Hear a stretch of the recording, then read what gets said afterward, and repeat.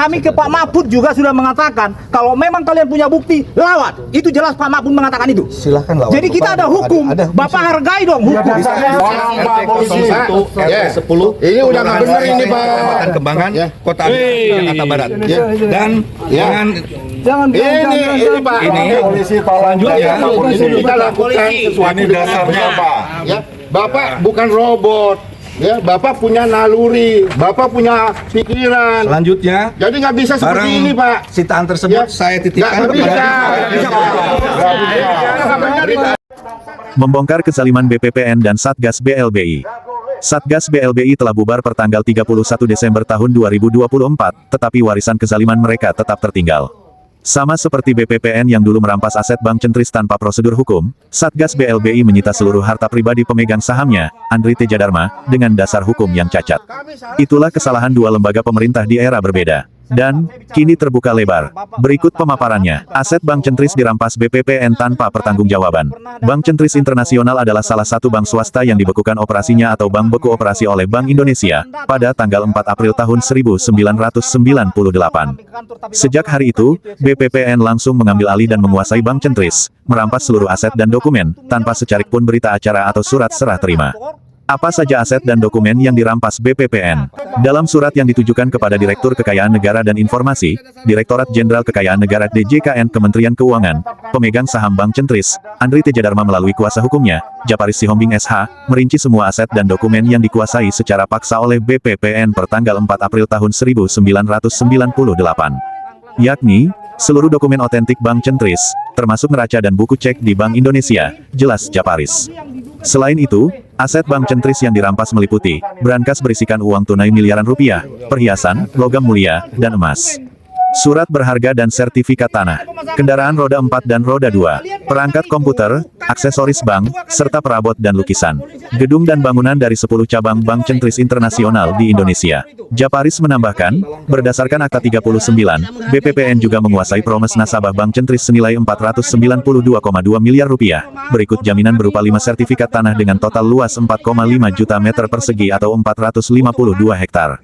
Sertifikat jaminan lahan itu sudah dipasang hak tanggungan nomor 972 tahun 1997 atas nama Bank Indonesia. Sampai detik ini, semua aset yang dikuasai BPPN itu tidak pernah dipertanggungjawabkan kepada PT Bank Centris Internasional sebagai pemilik, tegasnya.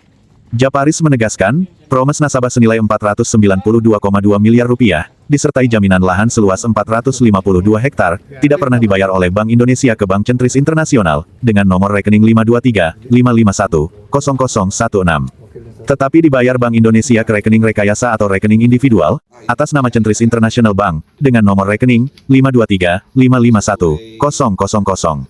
Rekening rekayasa jenis individual atas nama Centris International Bank itu, diketahui dari bukti yang diajukan BPPN di Pengadilan Negeri Jakarta Selatan, tahun 2000. Bukti itu berupa audit BPK atas Centris International Bank di Bank Indonesia, yang sudah disahkan majelis hakim. Jadi, tidak bisa dibantah lagi, lantang Japaris. Apa nih? Kebun jeruk, ya. Komplek perumahan Kebun Jeruk ya. Itu buat apa? Saya bikin berita acara, Pak. Jangan berita acara. Jangan dulu, Pak. Ini saya Ya. perdebatan silahkan. Saya melaksanakan tugas, Pak. Nah, sebentar dulu, Pak. Jadi gini. Bentar dulu, jangan otoriter gitu.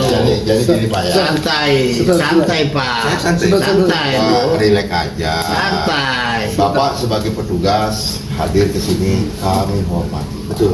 Makanya kami persilakan duduk, Iya. bicara baik-baik, kan begitu ya. Tapi kami juga sebagai warga negara, ya Bapak juga hormati, apalagi kami sebagai tuan rumah. Ya, jadi jangan kita berbicara tentang sesuatu. Oh, saya petugas, saya perintah. Iya. Begitu Pak. Izin Bapak, Itu jadi waktu kami terbatas. Ya kami juga terbatas. Makanya karena kita terbatas. Ya karena terbatas itu berikanlah ruang. Saya memberikan 3 menit, Pak. Ya. Silakan. Kalau gitu, saya juga mengatakan Bapak 1 menit. Baik, selesai.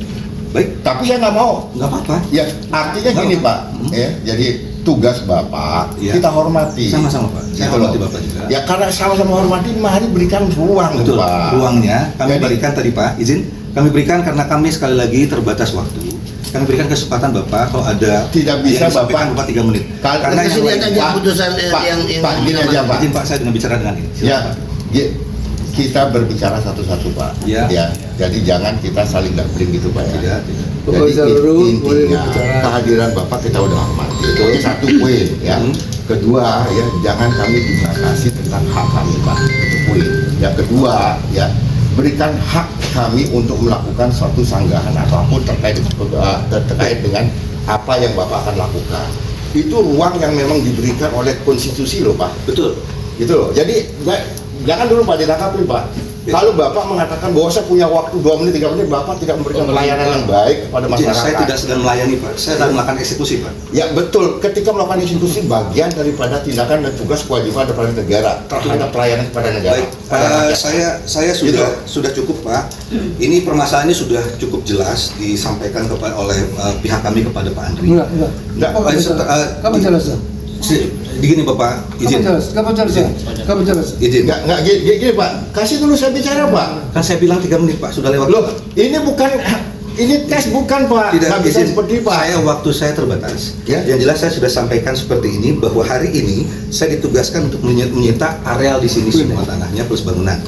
Sekarang apabila pihak yang bersangkutan di sini saya sudah menyampaikan hal tersebut. Ada sanggahan, ada keberatan, silahkan.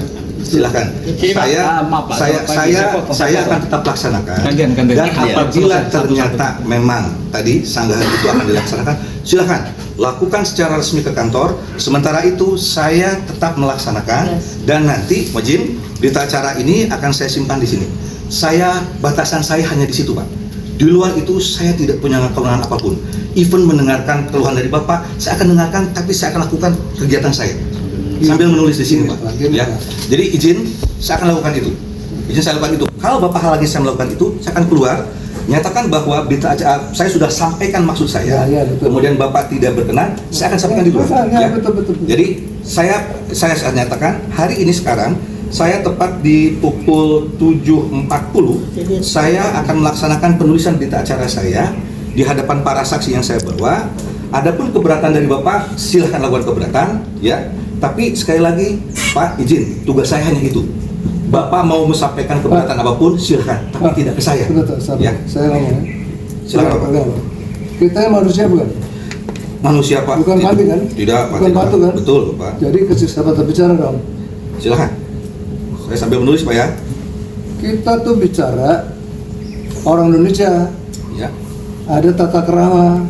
Ya. Bukan 1 menit, 2 menit, 3 menit, bukan. Ini rumah nggak dijaminkan. Ini rumah istri saya loh. Betul. Saya tanya, Bapak sini bawa surat tugas. Ya, surat tugas. Saya tanya, dasarnya apa? Dasarnya apa ini? Betul, surat perintah Pak. Kita baca, bentar, Silahkan. baca. Baca. Kasih tahu. Ya, izin Pak ya, saya telah menyebutkan. Jangan dulu. Kalau memang Bapak tidak mengizinkan saya melanjutkan di sini, Jangan, izin. jangan. Terima kasih.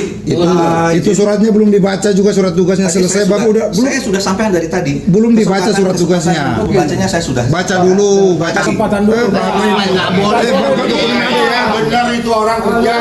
Saya akan laporkan kalian ya. Ingat. Inilah kerja Satgas BLBI melalui KPKNL Jakarta. Tanpa dasar hukum yang sah, mereka main hantam hanya berdalih tugas. Catat dan ingat, harta pribadi Andri Tejadharma disita tanpa hukum yang sah. 2 dekade setelah kezaliman dilakukan BPPN terhadap Bank Centris Internasional, pemerintah membentuk Satgas BLBI dalam rangka penanganan hak tagih negara atas sisa piutang negara dari dana BLBI. Dan, kesalahan kembali terulang. Lembaga bentukan presiden ini merampas harta pribadi Andri Tejadharma. Padahal tidak ada dasar hukum yang sah untuk itu. Ketua Satgas BLBI, Rional Silaban, dalam siaran persnya menyebut penyitaan sebagai bagian dari upaya penyelesaian kewajiban pemegang saham PKPS Bank Centris Internasional. Ini kesalahan pertama. Data Satgas tidak valid dan akurat. Karena, berdasarkan audit BPK tahun 2006, Bank Centris Internasional tidak termasuk bank yang diselesaikan melalui program PKPS, baik melalui skema APO, MSAA, maupun MRNIA. Audit PKPS oleh BPK, tanggal 30 November tahun 2006, menyebutkan penanganan Bank Centris Internasional sudah dialihkan dari BPPN ke Kejaksaan Agung, dan bank ini tidak terdaftar dalam program PKPS. Bank Centris Internasional juga tidak pernah menandatangani APO, MSAA, atau MRNIA, kata Japaris. Japaris menambahkan, kesalahan lebih fatal, Satgas BLBI dan KPKNL menggunakan data palsu, yakni salinan putusan kasasi nomor 1688 tahun 2003. Salinan putusan kasasi itu adalah palsu berdasarkan surat Mahkamah Agung tertanggal 10 Mei tahun 2023. Surat Ma secara tegas mengatakan, tidak pernah menerima permohonan kasasi BPPN melawan Bank Centris. Artinya, tidak ada perkara BPPN melawan Bank Centris di Mahkamah Agung. Bagaimana mungkin ada putusan, jika perkaranya saja tidak pernah ada, kata Japaris. Bahkan, Profesor Bagir Manan, mantan Ketua Mahkamah Agung yang namanya tertera dalam salinan putusan kasasi, sebagai Ketua Majelis Hakim, juga tidak mengakui putusan itu. Itu bukan putusan saya, kata Japaris mengutip pernyataan Bagir Manan. Jadi, sudah dipastikan salinan putusan kasasi yang digunakan Satgas BLBI melalui KPKNL, dalam menagih dan menyita harta pribadi pemegang saham Bank Centris, Andri Tejadharma, adalah palsu. Dan, ini ranah pidana. Kini, pertanyaan besarnya, setelah kezaliman dua lembaga yang sudah tidak lagi ada ini terbongkar, siapa yang harus bertanggung jawab? Apakah negara akan mendiamkan saja kezaliman yang dilakukan lembaga bentukan pemerintah? Japaris Sihombing menegaskan, negara harus bertanggung jawab. Dalam hal ini, Direktur Jenderal Kekayaan Negara DJKN Panitia Urusan Piutang Negara PUPN, dan Kantor Pelayanan Kekayaan Negara dan Lelang KPKNL, Jakarta, mencabut seluruh sita yang dilekatkan pada semua aset Andri Tejadharma. Juga mengembalikan seluruh aset bank yang disita BPPN, termasuk promes nasabah senilai Rp492,2 miliar dan sertifikat jaminan lahan seluas 452 hektar, pungkas Japaris. Tolak.